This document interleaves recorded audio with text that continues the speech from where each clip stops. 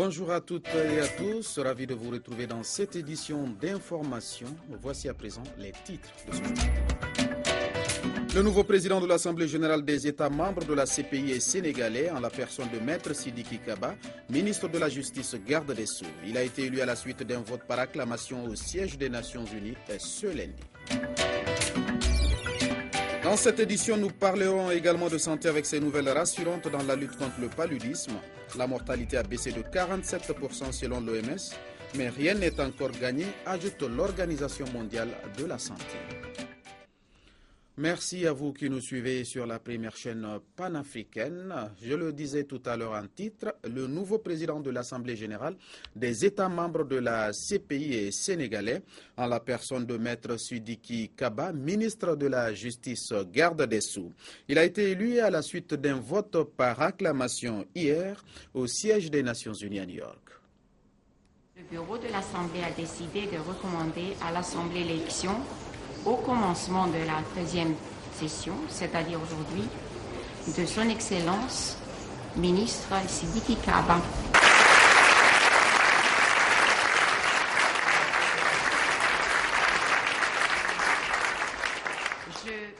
C'est par une acclamation nourrie que l'Assemblée générale des États parties de la CPI a porté à sa tête Maître Sidiki Kaba, ministre de la Justice, garde des Sceaux. Les premiers mots du nouveau président vont à l'endroit du président Macky Sall qui a proposé sa candidature. Au statut de Rome de la Cour pénale internationale.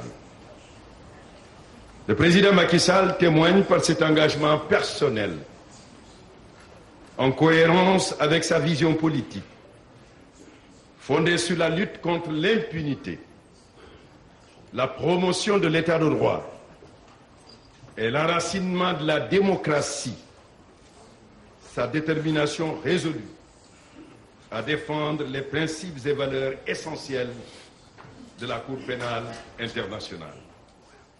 Maître Sidiki Kaba mesure le poids de cette lourde responsabilité dans l'accomplissement de son mandat. Un mandat dont la stratégie va s'appuyer sur quelques axes majeurs, à savoir le défi de la reconnaissance universelle de la compétence de la Cour, la restauration de la confiance et le dialogue. La présidente de Centrafrique, pour sa part, a souhaité que la CPI diligente les enquêtes sur les crimes commis dans son pays et que la Cour fasse profiter à son pays toute l'expérience en la matière. Les travaux se poursuivent en ce moment pour l'élection des 6 juges qui doivent assister le nouveau président Maître Sidiki Kaba. Il compte d'ailleurs inscrire son mandat sous le signe de la confiance et de l'efficacité.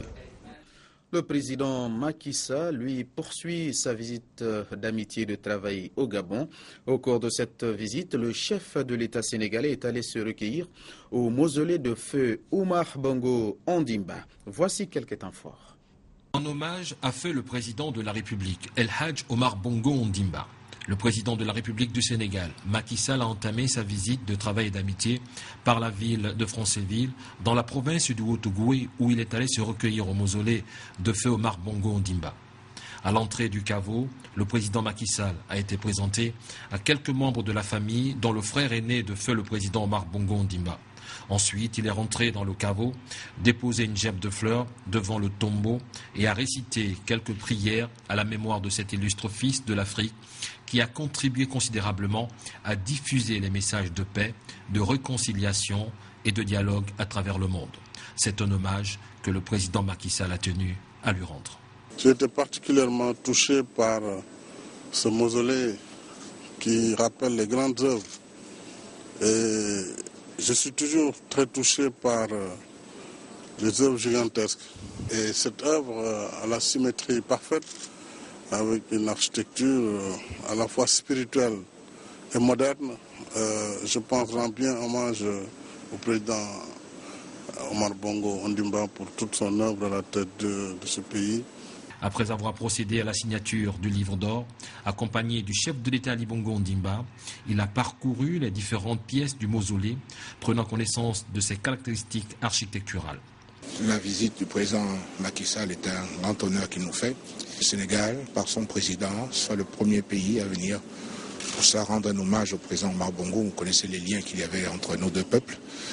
Le Gabon a toujours été une terre d'accueil pour les Sénégalais. Il le demeurera et le restera. Nos liens sont très forts, sont très anciens et très profonds. Pour sa part, le président de la République, Ali Bongo Ondimba, a exalté l'excellence des relations qui existent entre les deux pays.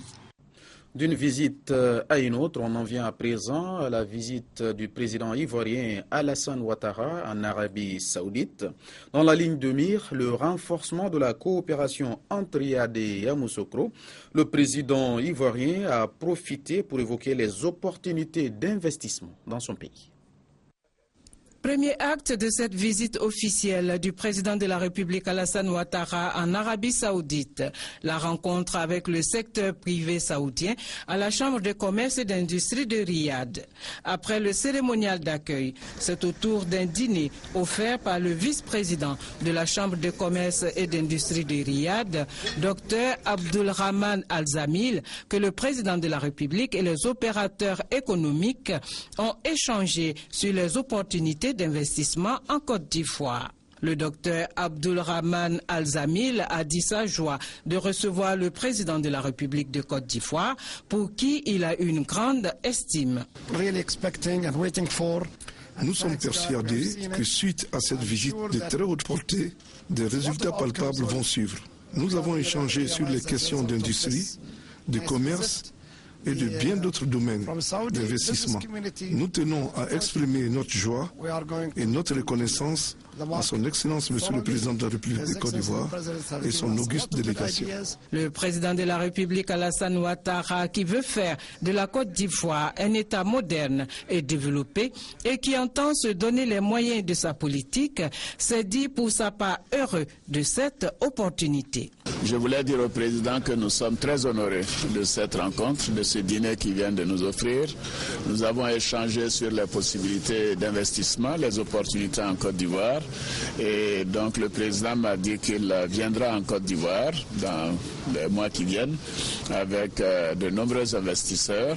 Et nous sommes convenus que ce serait une très bonne chose de renforcer la coopération du secteur privé saoudien et du secteur privé ivoirien.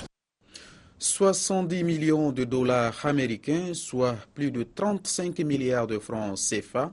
C'est le montant du crédit que la Banque mondiale vient d'octroyer à la Côte d'Ivoire. Ce financement vise surtout à appuyer la stratégie nationale de lutte contre la pauvreté, mais aussi à renforcer le système sanitaire.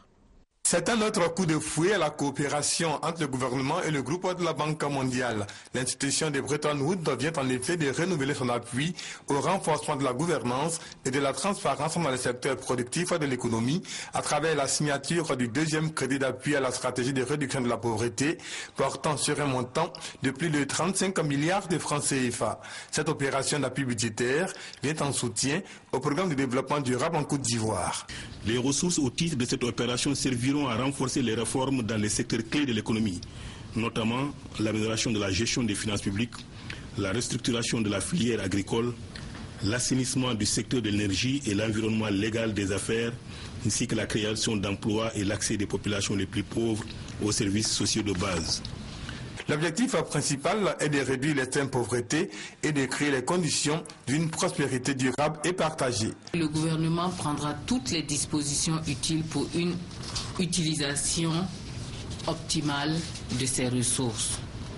Mieux, le gouvernement ne ménagera aucun effort pour assurer le suivi dans l'exécution des mesures qui ont abouti donc au décaissement de ce jour, à travers une concertation participative avec les ministères et structures concernées.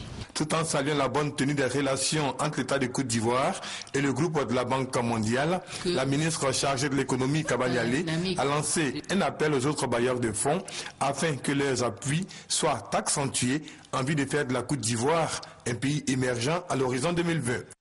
Dans le reste de l'actualité, l'équipe de TNT South Africa est à Koulikoro, deuxième région administrative du Mali, où 34 jeunes sont en formation au métier d'installation de la télévision numérique terrestre. Objectif, être prêt et mieux outillé avant la date butoir du passage au numérique, prévu en juin 2015. Voici le reportage de nos envoyés spéciaux à Koulikoro. Après une série de formations bien remplies sur les techniques d'installation de la télévision numérique terrestre en faveur de 241 jeunes de Bamako, cap sur Koulikoro, où l'équipe de TNT SAT entend former 34 jeunes venant de différentes localités de la 2e région du Mali. Ce matin, on a déjà commencé par la théorie. Demain, on aura à faire la pratique. Et déjà, on commence à voir que les jeunes sont déjà bien motivés. Parce que déjà, ils sont bien préparés, c'est-à-dire ils ont tellement de questions à nous poser.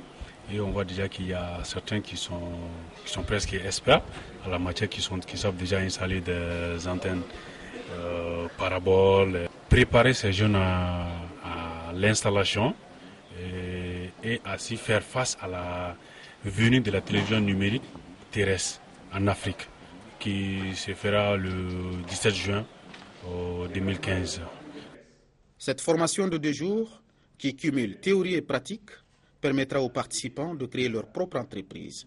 La formation que nous avons bénéficié à Koulikoro, ça nous va droit au cœur maintenant.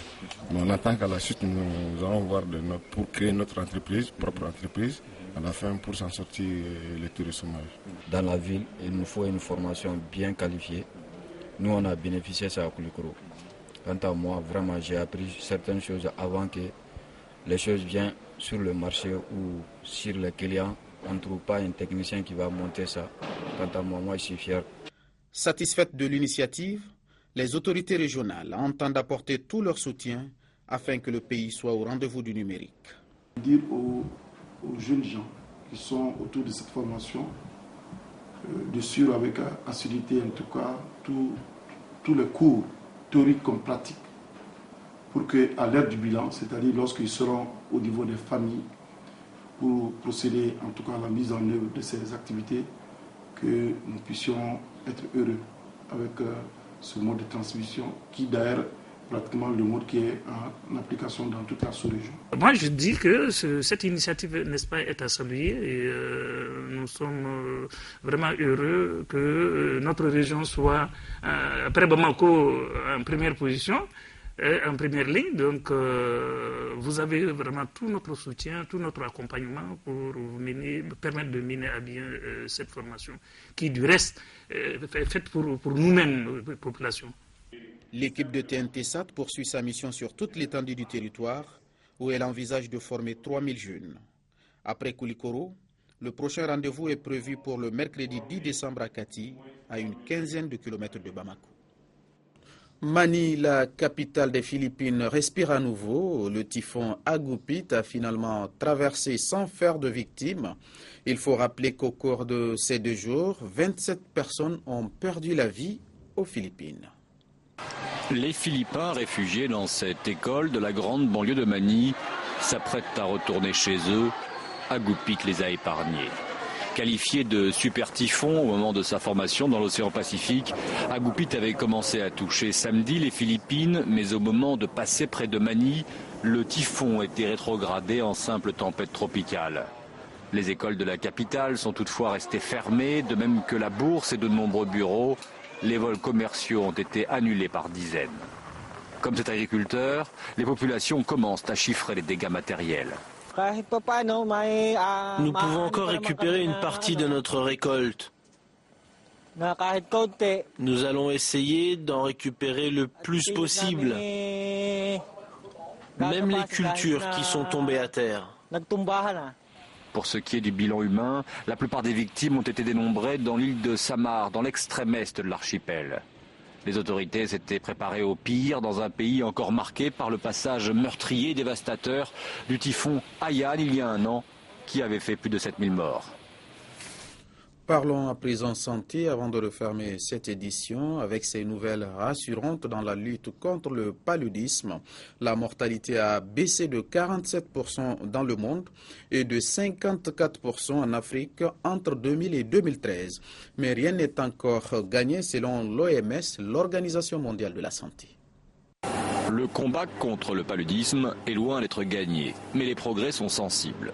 Dans son rapport annuel, l'Organisation mondiale de la santé note qu'entre 2000 et 2013, la mortalité liée au paludisme a diminué de 47% dans le monde, ce qui représente, selon les estimations de l'OMS, 4,3 millions de vies sauvées.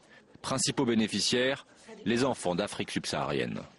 Le principal message qui ressort du rapport 2014 sur le paludisme est que nous faisons des progrès significatifs. Ce sont les meilleurs résultats que nous ayons jamais eus dans notre combat contre le paludisme. Illustration de ce combat, l'an dernier, près de 50% de la population à risque d'Afrique subsaharienne a eu accès à une moustiquaire imprégnée d'insecticides, contre 3% seulement il y a 10 ans. Les tests de diagnostic de la maladie se sont aussi multipliés.